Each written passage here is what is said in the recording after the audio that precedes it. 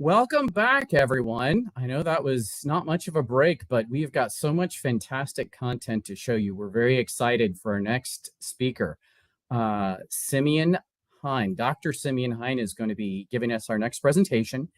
It's on the bias of witness reports of anomalous encounters and abductions, the role of social stigma in reducing data flow. We'll kick that off in just a moment, but I want to give a quick introduction to Dr. Hein. Dr. Simeon Hein received his degree in sociology from Washington State University in 1992. His main areas of interest include nonlinear research methods, complexity theory, and technology and society. He first learned remote viewing in 1996 and worked as an instructor at the Farsight Institute in Atlanta, Georgia. He has taught resonant viewing at the Mount Baldy Institute in Boulder, Colorado since 1997. His books include Opening Minds, A Journey of Extraordinary Encounters, Crop Circles, and Resonance, and and Black Swan Ghosts. A sociologist encounters witnesses to unexplained aerial craft, their occupants, and other elements of the multiverse. His most recent work is Dark Matter Monsters, Cryptids, Ball Lightning, and Science of Secret Life Forms. And with that, let's move right into the video. I will kick it off and dismiss myself from the stage. Sociologist, that's what my PhD is in. I used to teach statistics before I got involved in some of these topics. I was at Washington State University.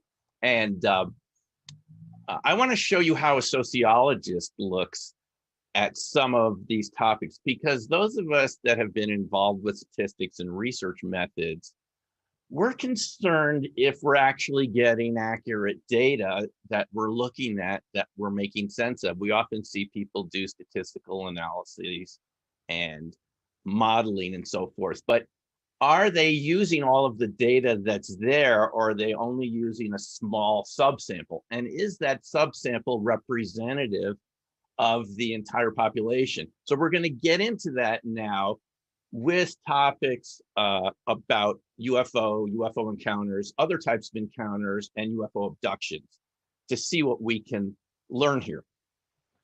Now, my interest in this subject matter more recently actually came out of learning remote viewing. This is something that I learned about in 1996, and I heard Courtney Brown, who has been part of the SSE in the past, he was talking about it at my local radio station. I had just finished being in university at WSU up in Washington State.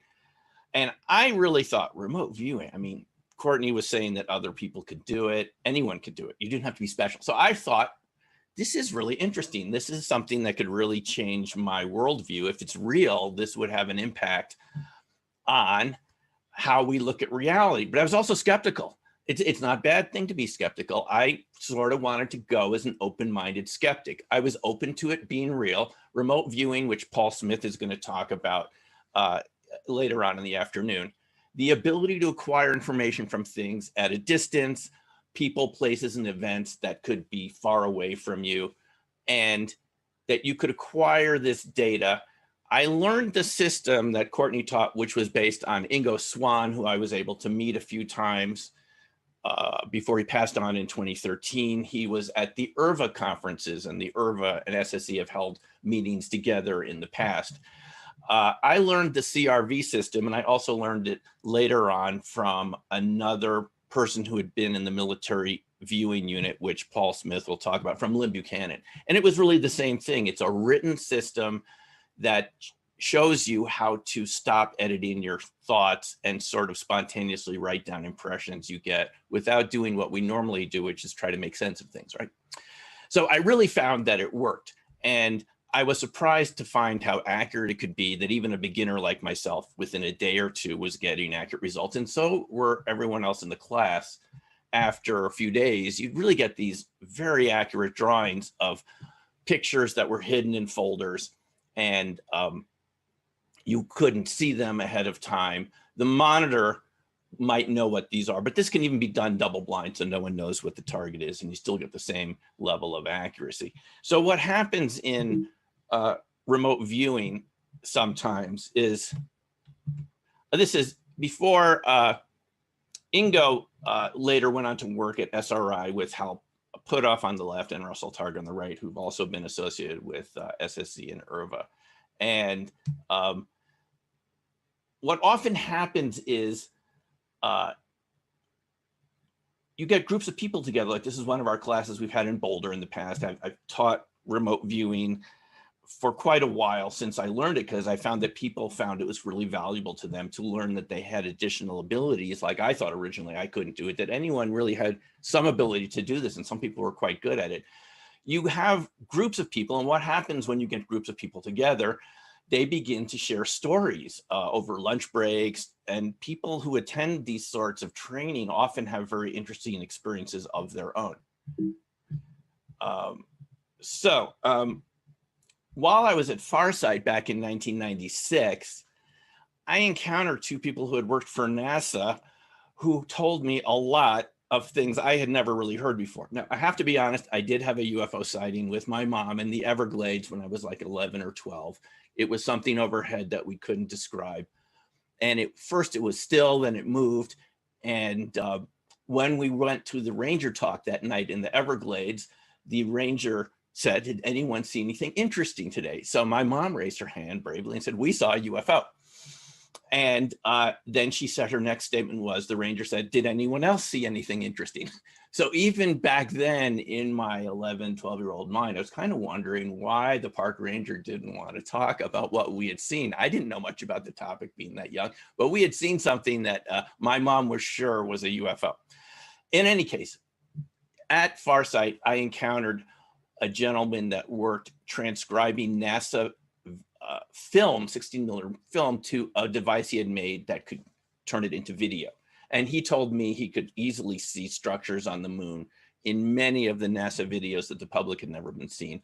I also ran into a former shuttle astronaut there, a civilian astronaut, someone who actually hadn't left the Earth, but was one of the people they trained to be on the shuttle missions. And he had told me about triangular UFOs and how these were part of the U.S. military arsenal, but they had been reverse engineered from real extraterrestrial vehicles.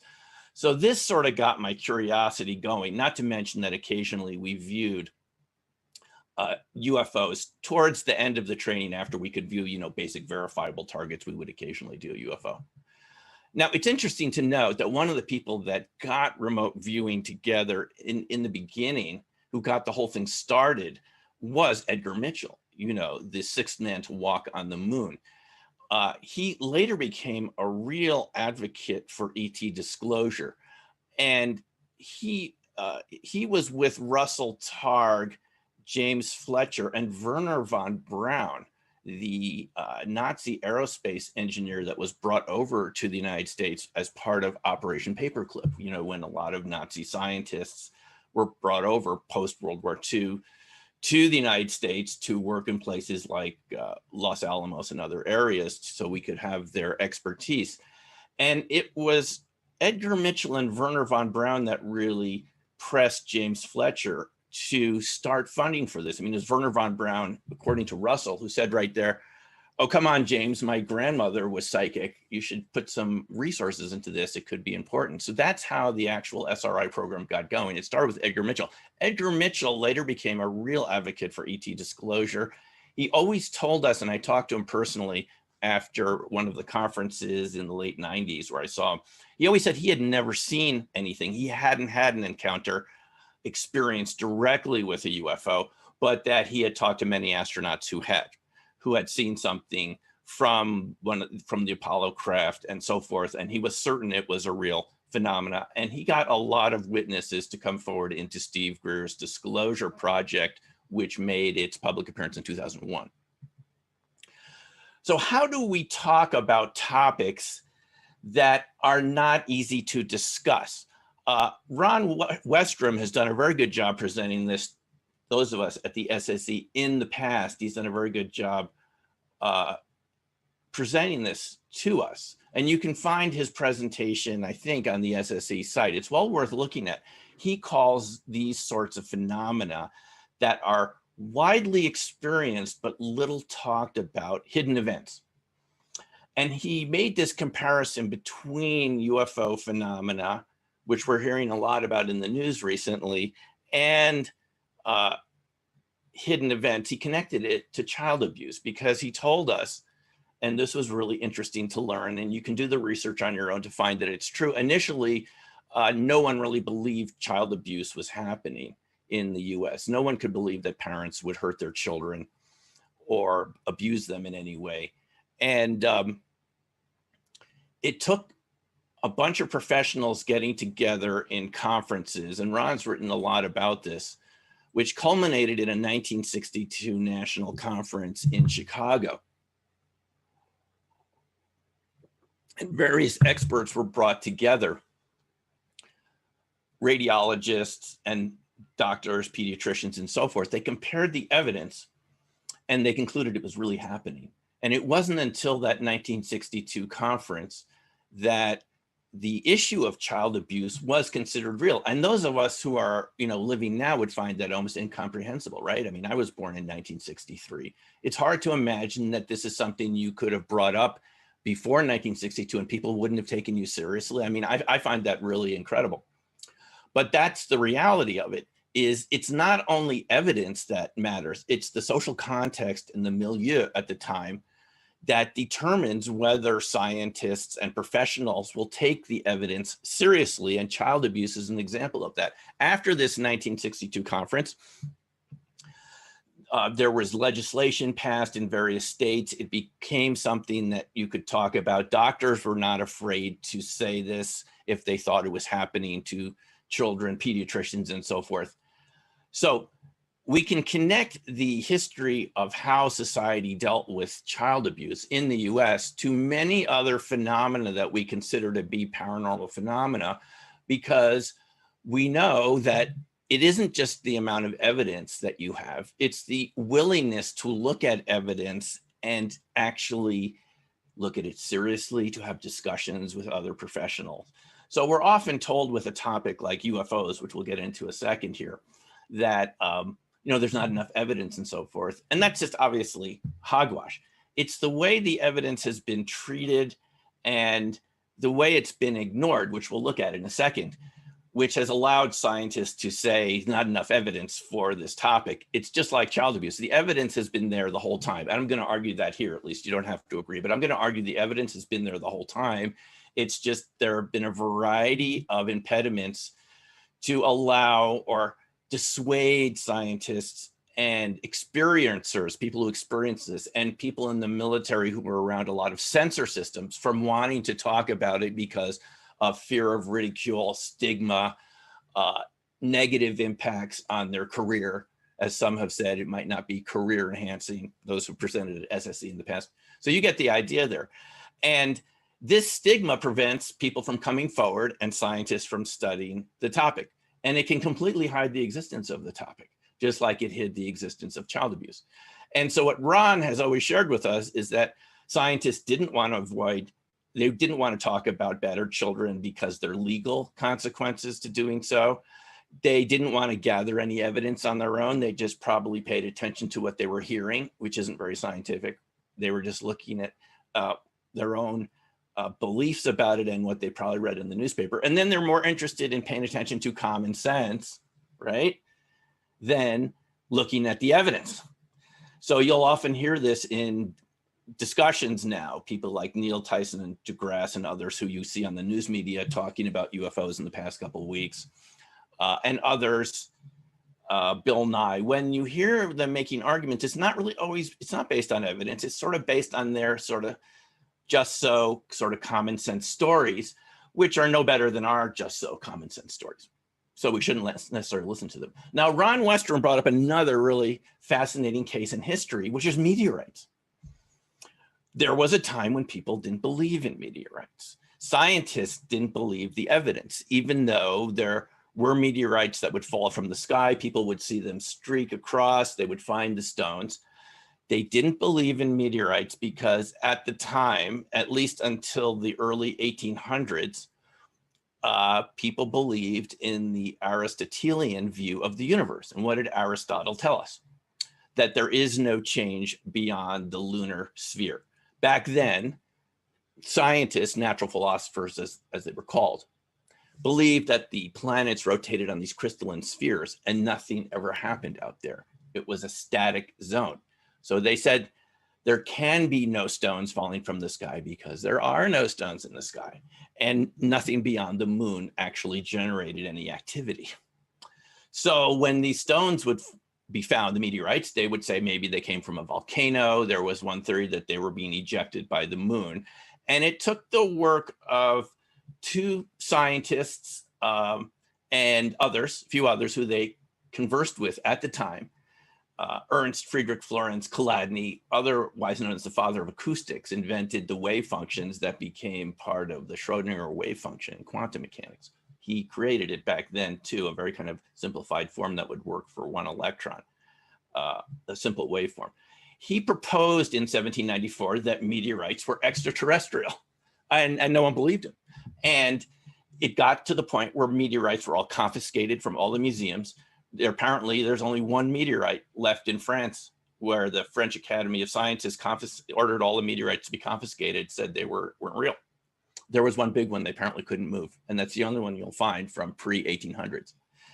So Chladni proposed this, the extraterrestrial theory of meteorites, which people laughed away at the time. There isn't anything extraterrestrial, they said, until it was an acquaintance of Chladni, Jean-Baptiste Biot, who, and you can read about this, it's online.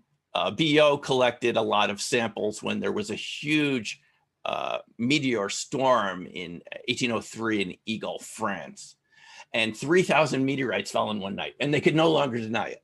They had tons of witnesses. They had lots of evidence. All of a sudden, meteorites became extraterrestrial. So we have seen these sort of debates happen in the past about whether phenomena are extraterrestrial or not. And you should keep in mind that there was a time even when we didn't think meteorites could be extraterrestrial. You know, ideas change over time, and there's huge debate over it. Now, fast forward to the present. We've had evidence presented of encounters, UFO phenomena, now more politically correctly described as UAP by, I think, the MOD, UK's MOD first started using that terminology. There was an event in Washington, D.C. at National Press Club in 2013. It was sponsored by the Paradigm Research Group, Stephen Bassett. You can see Danny Sheehan at the end there. They had these panels. These were all retired congressmen and one senator, Senator Gravel, who I have to say passed away a few weeks ago, unfortunately. He'd even run for president at one point. He's sitting there, a third from the right. And a number of retired Congress people. Now, why couldn't they get any active Congress people to chair this mock hearing? The idea of Bassett and others was, let's bring evidence forward. They got about 40 witnesses over 5 days. It was really interesting. The evidence was presented. These are retired congressmen and a retired senator because they couldn't get any active congressman or senator to attend. So they had to pay retired congressman and a senator to attend because why? Social stigma. Who wants to be associated with UFOs in 2013? It was really fun. There were 40 witnesses from Latin America, including a pilot from Peru who had gotten into a dogfight with one of these UFOs, released all the rounds from his Sukhoi fighter jet. They were allies with the Soviet Union at the time, Peru. And nothing happened, just like kind of Dave Fravor and the Tic Tac, which we'll talk about in a moment. So I'm going to make the argument here. The evidence has been here, but no one has wanted to look at it. Even with this citizen hearing, and that's, by the way, a Minister of Defense retired from Canada, Paul Hellyer. There were pretty high-level witnesses there, including Paul Hellyer and others, but about 40 people. It was really fascinating. C-SPAN wouldn't even turn on their cameras. This is why you don't know about this. The cameras are in the room. They can be turned on remotely. That's how you see things on C-SPAN, right? There's several C-SPAN channels. They wouldn't show this. The Washington Post and other newspapers wrote some snarky articles afterwards about this. And I was sitting next to a New York Times reporter, and he told me, this is the best evidence I've ever heard I can't get them to send anyone from New York City to cover it. How about that? So we had witnesses, Gary Heseltine from the UK, former police detective, and someone who's studied the UFO phenomena. There's evidence. There's lots of evidence. This is what Gary Heseltine convinced us of. But if no one wants to look at the evidence, we don't make any progress on it. Now, one of the real interesting witnesses here, I thought, were the nuclear missile launch officers. Several of them, Bob Salas and others. He had encouraged others to come forward, including Dave Schindele. And Dave Schindele had worked at Minot in the 1960s and told us how he had showed up at work one day. He had seen some reports of UFOs on the news, and all the missiles in his missile control system had gone down when he went into the control room. He was told there was a problem, but all of them were down. And it turned out a UFO had come over that particular launch facility somewhere in the area of Minot, North Dakota, and all the missiles had gone down, which is a real big deal. If you can imagine, they're graded by the missile uptime, these control launch officers. But the most shocking thing to him was the Air Force called him into the room later that day. Investigators come from DC, and what do they say? It never happened. It never happened. You will not talk about it to anyone, including your wife, ever. And he didn't for 30 years until Bob Salas convinced him to come to the citizen hearing. So if this is going on, how are we scientifically supposed to make any sense of this phenomena if people are told or even have to sign NDAs that could have financial or even other consequences? They could be jailed for talking about it. You won't hear about it. And that's what we're dealing with. I interviewed a missile security guard, Gary Sterling. This is on my YouTube page, by the way. You can get to my YouTube page by just putting my name in. Gary Sterling was also at Minot in the 1970s, and he had an experience where he's ordered with his colleague to go out in their security alert truck to a missile launch facility where there are alarms have been going off all day. He goes out there thinking it could be a jackrabbit or a badger, as he said, that can set off the alarms. No, there was a huge blinding object. He said it was so bright you couldn't even look at it. That's why he couldn't tell me the shape. And he was gracious enough to give us an interview. He suffered medical injuries from being exposed to this object, all on the right side of his body to this day. He can't get the records from the VA. They say they lost the records. But the point is, he was also told, never happened. It won't be good for your career if you talk about it. Don't go think of talking to the press. Okay, so I'm suggesting if we heard some of these witnesses at the citizen hearing, I've encountered some of them myself and interviewed them. How many more are out there? Thousands of people from the military that have experienced these phenomena. And if we don't have any witness testimony, we can't really make sense of what this phenomena is. He was separated from the colleague he had in the security alert truck and never saw him again, which often happens in these cases. Robert Hastings has written about this. He didn't suffer any missing time or anything like that. It's just that everything was burned on the right side of the truck that was exposed to the object that was taking off near the silo. He said jets were scrambled. They knew about it, but have you ever heard about this incident? No. Now, the reason we didn't hear about these incidents is the US government, and specifically the Air Force, decided we shouldn't hear about this. They hired Edward Condon at the end of Project Blue Book. Project Blue Book ostensibly being a project within the Air Force to evaluate the UFOs post. It was started really in the late 50s. I know people that have worked for Blue Book. Some of their interviews are actually on my YouTube channel too. But at the end of this, the Air Force wanted to get out of this business. They couldn't make sense of it. They wanted to explain most of them away as just, as you've heard, swamp gas, ice crystals, pilot misidentification, completely ignoring the national security implications of these phenomena.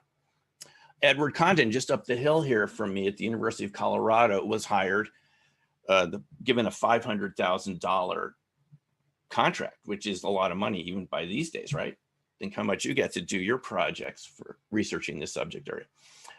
He said before the project concluded that he was going to make it look like a fair scientific study, but he was also going to communicate to people that it shouldn't be taken seriously. He had already reached his conclusion before the end of the Condon report, which he concluded at the end, there's no scientific basis to study these phenomena, and they pose no national security risk. Now, this is after the Minot incidents. This is after the incidents at Great Falls, Montana, which Bob Salas described. You can readily find his stories about the same thing happening. And it happened in all the northern tier SAC bases from Maine, Loring Air Force Base, all the way to Great Falls, Montana. Same thing. These objects would come over. And if you look at the declassified documents, the Air Force described them as unidentified enemy helicopters, whatever those could be, that can move at incredible speeds, if such a technology ever existed for helicopters in the 60s. Well, these all existed when the Condon Report came out, and they weren't included in the Condon Report. So how could someone make, I mean, this is a glaring omission scientifically. Glaring, it's a scientific study of unidentified objects, but it doesn't even include all the missile overflights, which put the missiles out of commission. In some cases, they initiated the launch sequences, which is, think how serious that is. It also happened in the Soviet Union, same thing. Missiles would go down. We have testimony from former people involved in the Soviet military. Same thing happened. Missile launch sequences would be initiated. How could you possibly say that has no national security implications? This is just a big glaring omission in our history, folks, and we have to fix it. Because if this is the public's impression and scientists won't touch the subject, but it's being experienced by people, what do you think is going to happen? Well, exactly what's happening right now. You've all heard by now of the Nimitz 2000 UAP events. Are these hidden events? Yes, it happened in 2004. We didn't hear about it until a few of the technicians and the chief radar operator went public and started talking about this. It was released here and there, but no one believed it. But then all of a sudden, these objects were seen for a week. They were detected with the Spy-1 radar from the Princeton, which was part of the Nimitz carrier group, one of the most advanced radar that exists, I'm told. And finally, Kevin Day, the senior chief radar operator, says to the captain, we need to scramble some jets and see what these are. They're coming from 80,000 feet down to 50 feet in under 2 seconds, which puts them at about 20,000 miles an hour. You've seen these photos, you've heard about this now. There was a summary done within the Navy, and they sort of summarized what they could say about it. So it was discussed in the Navy, but we didn't really find out about it as, you know, the public. So how are we as scientists supposed to make any sense of this if the military until recently hasn't started, you know, talking about it? They call them AAVs, anomalous aerial vehicles. Now they're called UAPs. You can call them whatever you want, but they move with aerodynamic characteristics. As President Obama said a couple weeks ago in a late night TV interview, the flight patterns are very hard to identify based on what we know about how aircraft work. You know, ability just to stop, start, make right angle turns, move at 20,000 miles an hour. Transmedium, as you've heard some people say, can go into the water, so forth, things like this. So we apparently don't have anything like this, we're told, from people who've been in the military, Chris Mellon and Luis Elizondo. In any case, they were tracked by the FLIR flights. And I'm just going over this quickly. I'm sure most of you have heard about this on the news. You've seen it recently. You can ask questions about this during the question and answer. But this is a sort of a hidden event. Why? Well, I'll show you why. I got to interview all 4 of these guys at the UFO MegaCon conference in 2019 in Lovelace. I just asked them, can I interview you about this? They said, sure. They wanted to come forward. So we had Senior Chief Operations Specialist Kevin Day, a Top Gun trained radar specialist, one of the best radar operators in the world, talk about seeing these objects 80,000 feet moving up and down, doing just real things that we could, you know, was bugging him. And when he went into one of these rooms with the officers to talk about it, they were quiet. He knew they knew about it too. And he said, we have to, you know, launch some planes. So Dave Fravor and Dietz go out, and then you have the Chad Underwood flight, which got the FLIR video and so forth. We also had Jason Turner come forward, who's from the Nimitz, who said he saw the video playing on repeat in one of these munitions areas. He was a person that did stockpiling and so forth, and delivered materials within the craft. He had a security clearance, and he said he saw a 10-minute video of the Tic Tac. We had PJ Hughes, who gave us testimony, and he came back later with me to do a second interview on YouTube, which you can watch, that he was responsible for taking out the bricks, as you call it, the hard disks from the E2 Hawkeye plane that is kind of their eye in the sky, this huge radar platform that flies around carrier groups. And he said within half an hour of him taking the bricks out, locking them in the safe, takes 2 people to get it out again, Air Force personnel showed up and demanded all the data. How about that? So the data was erased from the Tic Tac encounters, according to Hughes and Gary Voorhees, who was also in the Princeton. So we had 4 witnesses come forward. So all of a sudden, the Nimitz encounters go from being a hidden event, which I'd say most of us didn't hear about until 2019, around something like that. I guess the New York Times did mention it in 2017. But I mean, that's like 13 years later. So think about it. Then they all came forward. This is from the UFO MegaCon, and they told their story. They did radio interviews. But I asked PJ in the second interview, the guy sitting at the far right, well, how many other witnesses were there? And Jason, I think, was on the live stream. He said there must be at least 1,000 or more people from the Nimitz Princeton ships and the whole carrier group that knew about this that still haven't come forward. So this is what we're talking about, ratios of hundreds to 1. For every witness coming forward, we have hundreds who haven't. Now, this goes back to someone that started all our investigations into this, Jacques Vallée, when he worked with J. Allen Hynek at Project Blue Book. He said what motivated him, and I just found this out recently, was in 1955, working for a French space agency, they detected something coming into the Earth's atmosphere, and one of his a person higher in the office who was higher status than him told him to erase the tape. So this sort of issue of erasing the data from these phenomena goes back to the 50s. So we've got folks who have decades of lost data, which is probably why you might be a little confused about the subject. Maybe like me, you saw one, or you know people have seen them, but the mainstream hasn't talked about it for these reasons. Now, Fravor came forward and had no problem talking about this. The first person to see that, who kind of, you've seen his description of kind of getting in this dogfight with the Tic Tac, and he said just went right off his screen.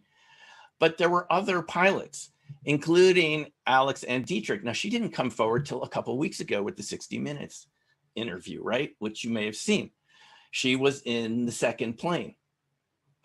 They fly in pairs, the F-18s. And she's just very public about this now. So it really flipped from, we tried to find out about her and we were told she didn't want to come forward. She was still teaching at a naval academy, even though some of us, we knew her name because it had been unintentionally released on a document, which I'll show you in a second. But all of a sudden she came forward. So how many other witnesses will come forward? It's very interesting. If you want to see more about this, I recommend the animated movie made by Dave Beatty, The Nimitz Encounters. You can see it on YouTube, and it goes through the whole set of incidents around this. And now we find other militaries are coming forward and talking about it. So at some point you reach a critical mass, just like Ron Westrom talked about with a subject like child abuse, where it changes from being a hidden event, all of a sudden everyone's talking about it. We hear from new witnesses.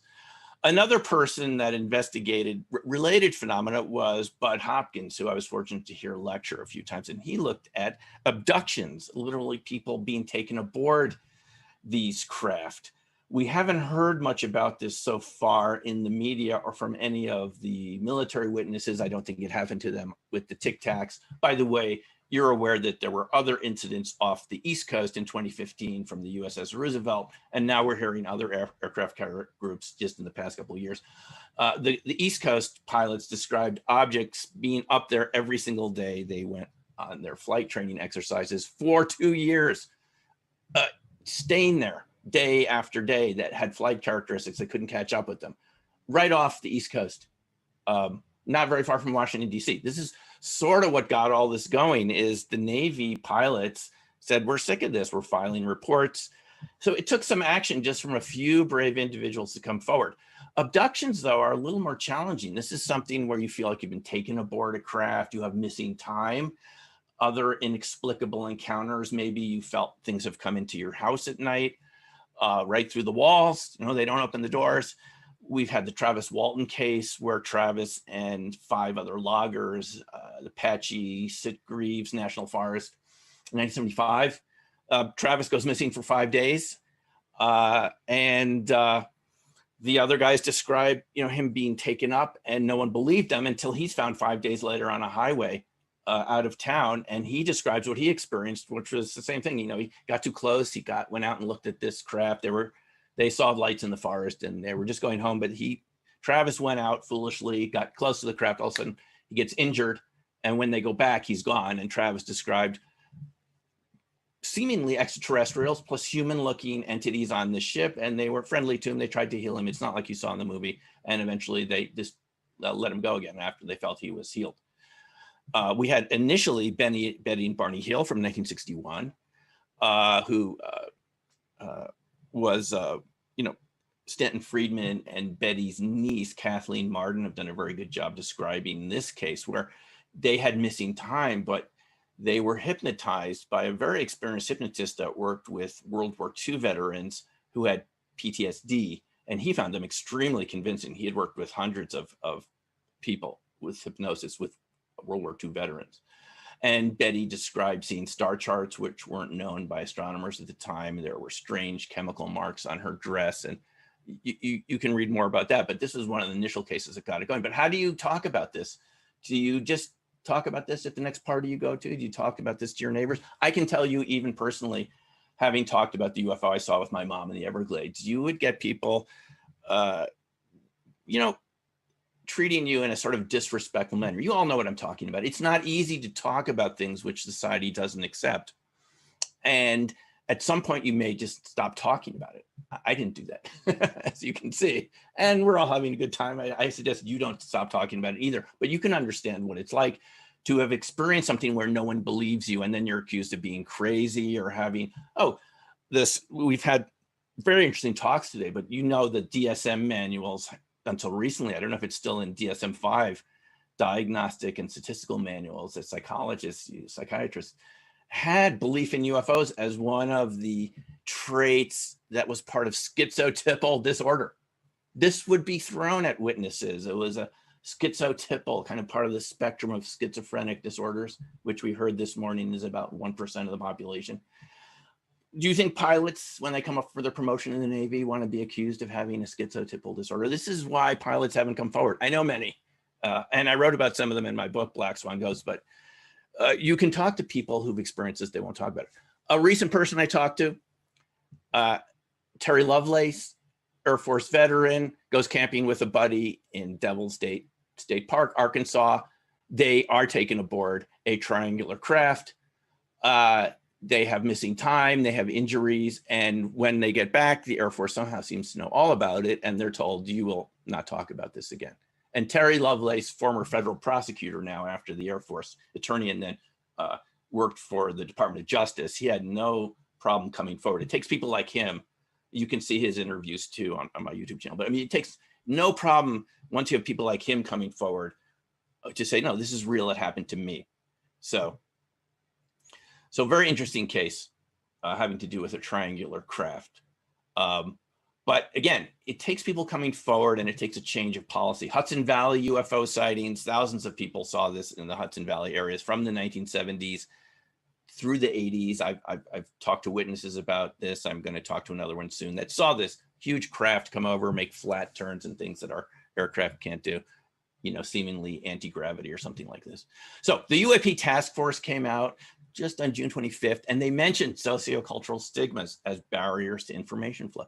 This is the Senate Intelligence Committee ordered the Pentagon and the Director of National Intelligence to release a report on what they call UAPs, because the things have been going on behind the scenes from the Nimitz incidents and others. And the Senate said, what is going on here? What's in our airspace?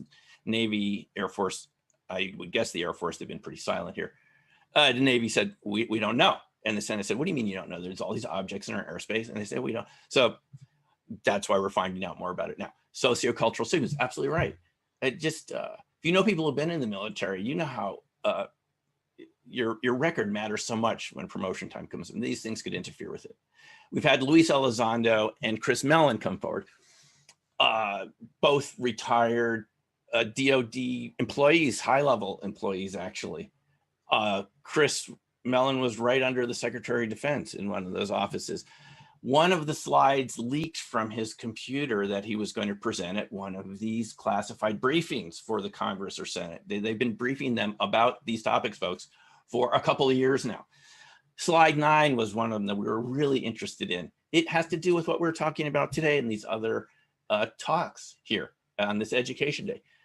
Look at some of the characteristics of these UAPs. Cognitive human interfaces, that means some sort of telepathy or thoughts being projected into your mind, penetration of solid surfaces, instantaneous sensor disassembly, anomalies in the space-time construct. Now, when I read that, I thought back to a conversation I had with Jacques Vallée once at one of the IRVA, the Remote Viewing Association meetings in Las Vegas. Jacques said to me, you know what's not being reported here? In all these UFO cases you're hearing about, Simeon, people have precognitive experiences before the UFO encounter. And then afterwards, they feel like they have abilities, some of the experiencers they didn't have before. Do you hear much conversation about that? But here it's in a document from a former Department of Defense official that we know was destined. This is not classified, by the way. We asked Chris Mellon, it's okay to show this. But this was taken from his computer by accident. He left his, he had it on his blog. This was for one of the congressional briefings. Anomalies in space-time construct. What does that say to you? Time slips.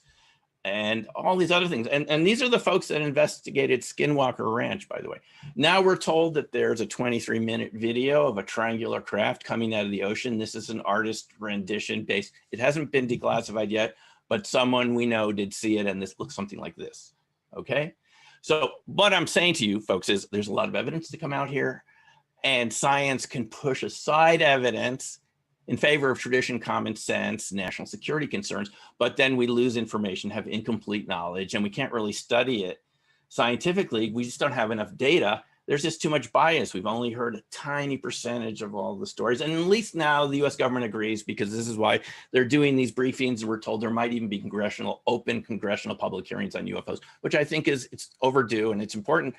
So we find out who else is here. I mean, it's important. It has big scientific implications. It has national security implications too, but it also creates national insecurity if too many people experience something which they won't talk about, and they only will talk about after they've had a few beers at a conference like I've experienced, and then they won't talk about it again. We can't have that. So on July 29th, as part of this conference, I will be talking about phenomena related to this. Why do we see certain phenomena over and over again around paranormal phenomena? The space-time anomalies, the balls of light, which I came in contact with around crop circles. Why do we see them there? Why do we get some of these electromagnetic anomalies, not only around UFOs, which is extensive and well documented by NICAP and other organizations, but we get them around crop circles. Strange magnetic anomalies around crop circles. Knocks out your cameras and batteries, just like has happened around UFO encounters for a long time. Happens around cold fusion, coherent matter. This we'll be getting into. Now it's called LENR, low energy nuclear reaction. This has been known since the 50s, but we haven't talked about it. We've even dissuaded people. We've called it junk science, hardly. And even Bigfoot sightings. People report cameras and batteries. The photo on the right is just of a person heard this behind a cabin, took that picture. She didn't see it, but that's what we saw in the picture. Her camera died. People report their car stalling, balls of light. So I'm going to suggest that some of these phenomena are connected, and that's what I'll talk about on July 29th. So that's my presentation, folks. Thanks very much for listening, and I'm happy to entertain any questions.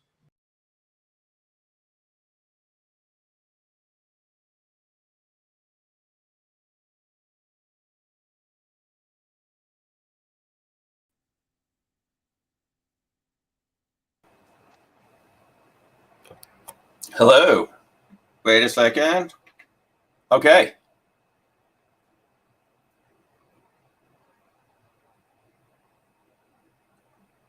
I am not.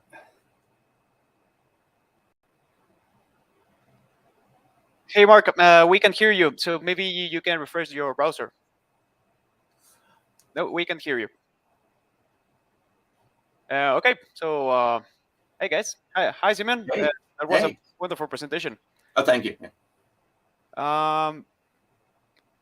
While Mark returns, let's just take a look to the questions that have been asked here.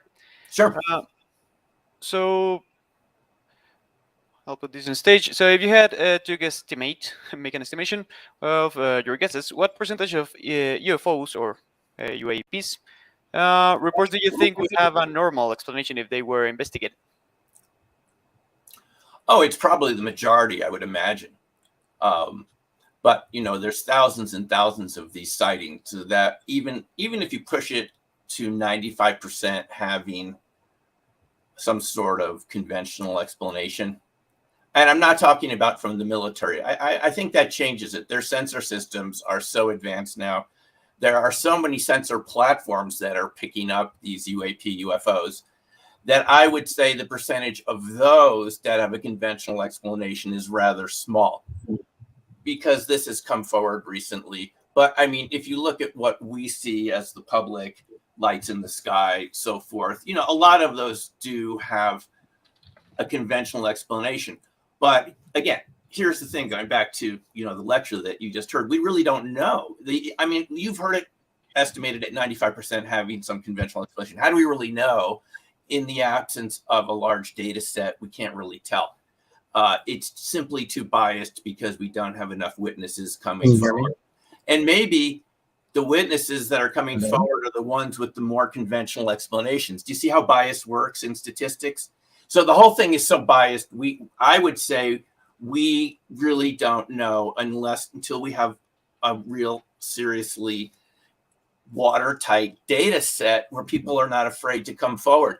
Here's another thing that Jacques Vallée said to me in that little conversation that I mentioned. He said, the stranger the encounter, the less likely the witness is to report it. What does that do to your statistics? If the stranger the encounter, the less likely it is to ever get reported to any Project Blue Book or any study that's being done by anybody. So I just think there's just too much missing data to really know the answer to that question, even from public sightings. Thanks a lot, Simon. And I think Mark has returned with his audio, so I'll leave the floor to you guys. Hi, can you hear me? Yes, thanks. Thanks, Mark. Excellent. There we go. Well, first of all, thank you so much for an amazing presentation. Oh, you're welcome. Thank you. And this is a fantastic area where even in the year since you gave your presentation, we have things to talk about. So I know we need to cover that. What I will say on a personal level is just to demonstrate your whole point of the presentation. I got excited yesterday looking through my New York Times brief, and I saw an article that said NASA to fund UFO studies. And I thought, oh, how exciting. The first sentence was, well, obviously this is not a real phenomena, and I thought, okay, I'll be quiet. But yes, I was like, well, demonstration right there. Absolutely demonstrated how ingrained that viewpoint is. Nothing to see. And my personal opinion, I'm really interested, this congressional hearing they just had. It's like they brought all the evidence that literally disproved it, made it look like that it was not a real phenomena. And then, it was just like the Keystone Cops, almost like, are you kidding me? It made the Condon report look like it was the best proof we've ever had. So yes, I'll shut up. You're the expert. Tell us. No, Mark, are you feeling frustrated yet? This is how any serious scientist would feel that really wants to look at this issue. And I know people have argued, even to Jacques Vallée, this isn't science because there's intentional actors here in the craft. But there is science. There's the science of propulsion. There's the science of transmedium travel. There's space-time, the whole thing, whoever the actors are involved. Now, the government has been involved with this since Project Sign back in the late 40s at Wright-Patterson, right? Turned into Project Grudge. It turned into Project Blue Book. What I was a little concerned about, and I'm sure others were at these recent House hearings just last month, where's the continuity in government? We should be concerned just from accountability. Normally, you don't throw data out every new project that comes along. What did Condon find? Guys, there's no scientific continuity. There's no data continuity. This is not acceptable. Now, it was a start. Okay, they had something, but I would expect more hearings with data. How about just a summary of the evidence of what the government has found for 70 years? That would be a good start, starting with Project Hein. That's publicly known. Not even the stuff where they'd say, oh, well, this is classified stuff. It's not classified. It's publicly known. It even took one of the legislators to say, well, what about can't remember if it was the Minot incident or or Maelstrom said, well, what about this? Well, we don't, I guess somebody official would have to tell us to investigate that. And the congressman said, how about me? I'm official. Can I be an official person to tell you to go investigate this and actually do your job and not look like you're completely incompetent? Didn't say that. That was Mark's interpretation. But yeah, I'll shut up. Enough. No, thank you. Can we ask for some basic accountability here? The response that Department of Defense official had to that question was, well, that isn't in our database for our particular directive from Congress from last year. This isn't in our database. I don't know anything about Minot or Maelstrom. Then you're not doing your job. You're not doing your job. When all those nuclear missiles are affected repeatedly, they go offline, the launch sequences are initiated occasionally. This is something that we all need to be concerned about. And all it requires is a serious national discussion. I'm not saying I have the answers, Mark. You don't. Nobody really knows. But can we have an adult? Are there adults in the room? Right. So to get to some of the questions that are in the Q&A, sure. One of the things I think I'm going to try to summarize some of the stuff that's come up is there are a lot of people that have said things about, hey, I'm an experiencer and I feel X, Y, and Z has gone on. What do you have any suggestions as far as resources for people that have had experiences and feel like, where do I go to either find a community or to find people who will listen to me? And because what I found in my own experience in the area, not being an experiencer necessarily, but someone who came to this, is some of the concepts that come out are just mind shattering. So I can imagine some people have an experience, it completely blows their concept of reality. What do you have any suggestions for them as far as places to go that might help them in a way that without going to potentially some pretty dark places and places of people trying to take their money and so forth? Well, there are very good podcasts out there. Okay. I personally have enjoyed one that I listened to is that UFO podcast out of the UK. Andy Grillen and Dan Zetterstrom do that one. And there are other good podcasts. So I would say just look around for people that, like us, are having an adult discussion, trying to bring in witnesses. They've had many witnesses come on these different podcasts. There are many of them. Mm-hmm. You should find the ones that you resonate with, that you feel are balanced. What we need here is not overly open-mindedness that we believe everything, but if we're Marcello Truzzel, who started Psychops, he gave us a presentation at one of these IRVA conferences, the very first one in 1999. He's passed on now. He said, the reason he quit Psychops, committees for investigation of the paranormal, he said they weren't skeptics. They were scoffers. Skeptics look at evidence. So I would suggest that you pick sources where they actually have a serious discussion and look at the data and find out who's involved. And it's a very challenging time right now. We know the government is interested. And I will tell you, in the book that I'm coming out with in a couple of weeks, Dark Matter Monsters, about cryptids and ball lightning and coherent matter and so forth, I talked to Terry Lovelace, who I mentioned in this talk, just 3 or 4 days ago, and he gave me permission to say the following, because it's in the book, and I was really surprised, but he told me put it in the book. He got a call from the Department of Homeland Security. They're doing a criminal investigation of abductions, and they are taking it seriously. Okay, this is public now. I'm allowed to say it because they called him. They wanted to know every blade of grass from the Devil's Den incident, and then at the end of his going through the whole incident where he's taken up with Toby and the craft, The individual on the phone, high-level person within DHS, says we're doing a criminal investigation of abductions, of UFO abductions. And Terry said to him, I didn't know the federal government had jurisdiction over extraterrestrials, legal jurisdiction. And there was just silence on the other side of the phone. You can read into that what you will. Terry wanted me to put this out because they haven't gotten back to him, and he thinks the public should know that this is how seriously the U.S. government is taking the UFO show. Wow. Well, unfortunately, I think we're at the end of our time. I really wish we could talk more because this is one of those presentations where if we were together in person, we'd end the session, then we'd all walk out in the hall and be like, "Oh, no, no, no, no, no." Well, So, Mark, can I just say one last thing? It's gratifying that this issue is gaining more attention, the attention it deserves after 70 years. It may be slow, but it's something, and it's building. And I think we can all be thankful that we're going to have some serious discussion and possibly find out what's been going on and what's going on right now.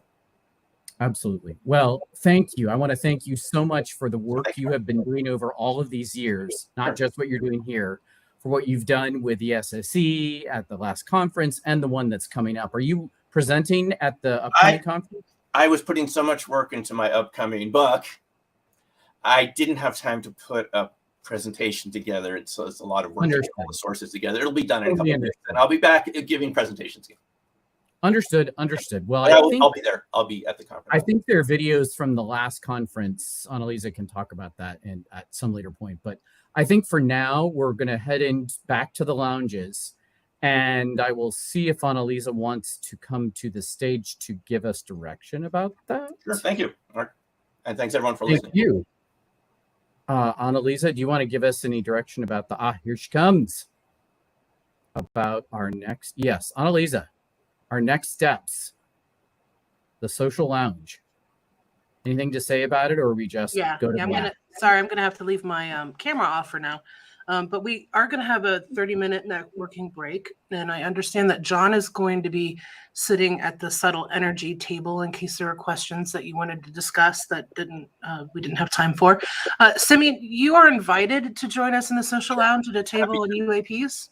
Are you available? I will be there. I'm available. Okay, great. And then we're also going to have a table for, I think, general discussion, because there's already been a lot of talk. Some people who just want to vaguely talk about their day.